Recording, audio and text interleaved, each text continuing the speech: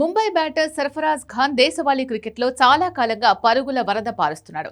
సొంత జట్టు తరపున Ranji trophy, Syed Mushtaq Ali T20 trophy, Vijay Hazare one day trophy ఇలా 3 ఫార్మాట్లలోనూ నిలకడైన ప్రదర్శనతో ఆకట్టుకుంటున్నాడు.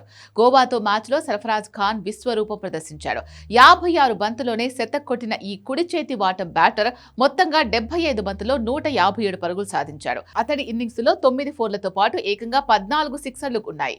దేశవాళీ క్రికెట్లో అతను మంచి ఫామ్ ఉన్నప్పటికీ సెలెక్టర్లు ఎంపిక చేయకపోవడంతో ప్రతిసారి చర్చకు దారితీస్తూనే ఉంది. పలువురు మాజీ క్రికెటర్లు, అభిమానులు బీసీసీఐ సెలక్షన్ కమిటీపై మండిపడుతున్నారు. ఈ నేపథ్యంలో టీమిండియా మాజీ చీఫ్ సెలెక్టర్, మాజీ సారథి దిలీప్ వెంగ్ సర్కార్ కీలక వ్యాఖ్యలు చేశారు. సర్ఫరాజ్ ను ఎంపిక చేయకపోవడం నిజంగా సిగ్గుచేటుగా అభివర్ణించారు. 3 ఫార్మాట్లలోనూ అత్యంత నిలకడగా ఆడుతున్నాడని, అయినప్పటికీ ఏ ఫార్మాట్ కు కూడా సెలెక్టర్లు సర్ఫరాజ్ ఖాన్ ను ఎంపిక చేయకపోవడం విస్మయానికి గురిచేస్తోంది అన్నారు.